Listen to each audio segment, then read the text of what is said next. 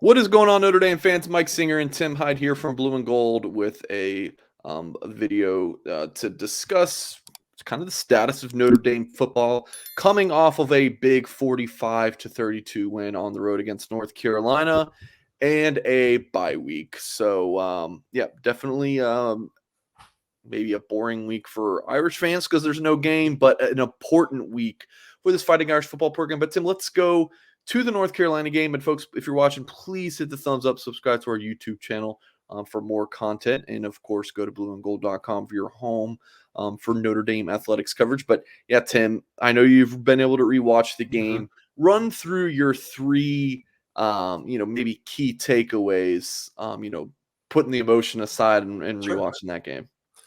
Sure.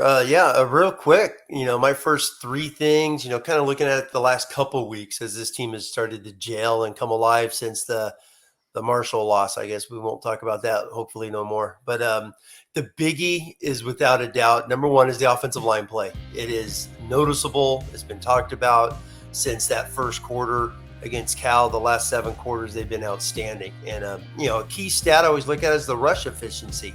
As a team, they were right around 60% in the Cal game, which they had a breakout running the ball. And then this past week, they were 70% in the first half, 70 in the second half, which I found interesting. And on top of that, we give a shout out to Joe Alt, one of the national top left tackles so far through 4 games, grading out at 90% for the season. He's playing outstanding football. It's very noticeable on that. And then real quick on the left side, you start thinking about the left sides of the offensive line, especially since Brian Kelly. You go Zach Martin and Chris Watt. Then you're going Ronnie Stanley and Quentin Nelson, and then obviously McGlinchey and Nelson, and then you round that up into Eichenberg and Aaron Banks. And sure enough, here we are in 2022 with the left side is. I mean, these guys are going to be All-Americans this year if this continues. Joe Alt and Jared Patterson are just the same mantra on that left side that we've seen in the past. So really exciting what they're doing up front and the consistency that they're playing with and an attitude is starting to show. And I think we're going to see that moving forward. And then Tim, offensive identity with Drew Pine, Yes. and the defense. Give us your thoughts on those 2 items. Yeah. The offense identity, it's there. I mean, you see it going back to Tommy Rees's quotes before the Cal game. We know who Drew Pine is. We know what he's good at. And back-to-back weeks of completing 70% passes. The first quarter was horrendous against Cal. He comes out, North Carolina has 2, passes batted down in that first drive. Doesn't phase him, and he's talking about that Marcus Freeman, one play, one life, taking that mantra he talked about after the North Carolina game and how that's really sticking to him. Like, hey, every play is a new life onto its own.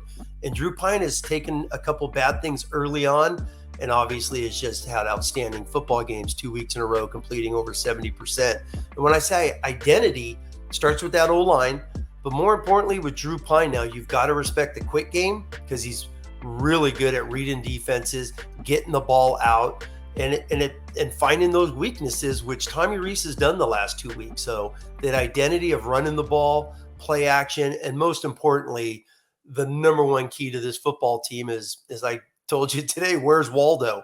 Where's Michael Mayer? Every single play, Michael Mayer is somewhere new. And DCs are starting to take notice of this. Like, we got to find this guy. He's a tight end. He's a hip fullback. He's a flexed out. He's in the trips. He's in the boundary by himself. He's been all over the place. And you saw in the Carolina game, there was times, a few of those touchdowns, the wheel routes, the digs, it's because people are trying to look for Michael Mayer and double cover him, and they lose track of guys. And I think that's going to definitely continue because what it's going to do is now DCs are going to be like, well, we can't double Mayer. Okay, well, then you're going to get destroyed by Mayer because no one could cover him one-on-one. So really looking forward to seeing how Tommy Rees develops this here during the bye week and getting ready for Brigham Young. And defensively, Tim?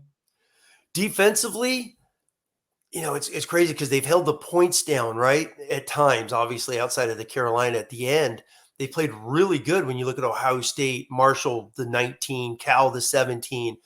And then they had North Carolina down 14 points until they just blew up there at the end. One thing with the defenses, we're starting to see a two deep develop with the DBs, the linebackers. The last 2 weeks, especially, really starting to hone in on who's going to get on the field, who's going to get some reps. They're trusting Kali, Tuialamaka, and obviously the two freshman corners in Mickey and Morrison are getting more. I know Ramon Henderson was hurt, and then DJ Brown was nicked up this past week, which allowed Xavier Watts to get on the field. And we mentioned it in our pregame show last week. I think he's going to start getting on that field more because he's so aggressive and athletic, and the guy brings the hat when he fills.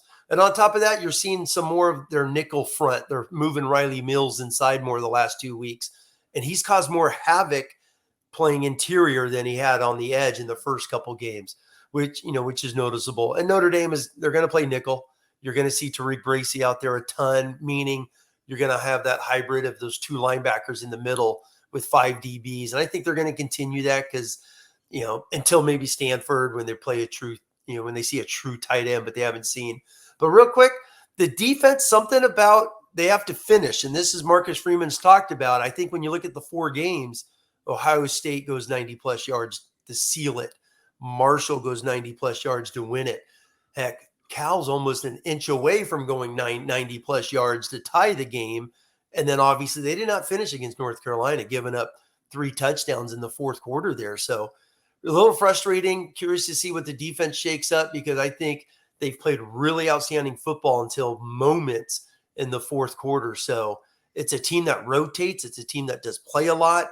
I don't think they're tired. I don't think that's an excuse whatsoever. So they're going to have to tighten up some screws there in the fourth quarter, getting ready to go as they get some big games coming up. So bye week, Tim. So it's our understanding that Notre Dame practices on Sunday. So we believe they did Sunday. And Freeman said that they're going to practice 4 days this week. Yeah. So we're going to say Sunday was not today. Coaches were on the road recruiting. Back Tuesday, practicing Tuesday and Wednesday, and then hitting the road Thursday, Friday. And I guess they're going to practice Saturday to have that be the 4th practice. Okay. So what is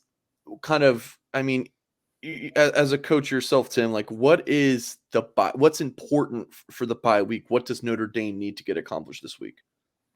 Self-scout, that's got to be number 1. You've played 4 games. What have we done, especially on offense? What have we done with Michael Mayer? So every time Michael Mayer is flexed out in the boundary, let's just use that as an example. What have we done with that? Is there something that we need to tweak, fix down the road? Every time, Eli Raritan, using him as an example as a young freshman playing, when he's in the game, is there a certain package that's been noticeable as he's gotten reps the last 2 games? What are we doing with the backs? Are we doing, starting to do the same things with these 3, which are interchangeable? So as Tyree is getting more runs, obviously, as the tail than he is with the jet sweeps and whatnot. So a little bit of self-scouting on the offense. And on defense, just what I talked about, getting these guys the finish, getting these guys to respect the 60 minutes. And guys, we can't give up 90-yard drives, basically an inch away would have been 3 weeks in a row. And then obviously they gave up multiple big bombs to North Carolina in the fourth quarter. Sure, they were up big, but they gave it up. So I think on defense is like, guys, we got to have a finish mentality. We got to play 60 minutes and close out these games because there's going to be a game that, the team, just like the Cal game, the teams has to go the length of the field, and we got to lock them up. Don't let them get past, the 50-yard line. So the bye's big for a little self-scouting, a little self-reflection on what we've done. And we talked about this Saturday night. Like, I think this bye is awesome because it just feels like it's been a circus, a whirlwind. Oh, it's the first for this, the first for that. Who cares? Just play football now. And I think the Notre Dame program senses that. I bet you Marcus Freeman does. Who cares about first? Let's go play football now. And then get your work in. If we're breaking down those practices, a day here, they're going to be lifting, I'm sure, with Bayless, getting their stretching in, their rehab in with some nicked up guys. They do have a couple nicked up injuries. And then recruiting, that's going to be your wheelhouse there of who are they out? Who are they seeing? Are they trying to fine tune a 2023 guy, trying to steal some away from another program or whatnot? But yeah, when they're together as a program and Freeman has them on the practice field, it's, hey, we're 0-0 now, guys. We got 8 games left. And he always talks about that. Like, how many guaranteed games? They only got 8 left. So let's go out there and focus. And the next one up is going to be a ranked team basically on the road there in Las Vegas, which is going to be an electric, awesome atmosphere, I believe. Yep, big one next weekend when Notre Dame plays in Las Vegas against BYU. So, folks, please hit that thumbs up on this video. Subscribe to our YouTube channel for more content. And like I said earlier, go to blueandgold.com for all of the coverage of Notre Dame football. A lot of kind of like a quarterly report and content. I guess it's more of a third of the way through the season already. Can't believe that. But kind of all those reports and reviews at blueandgold.com. So, again, appreciate it. Hit that thumbs up, and we'll catch you next time.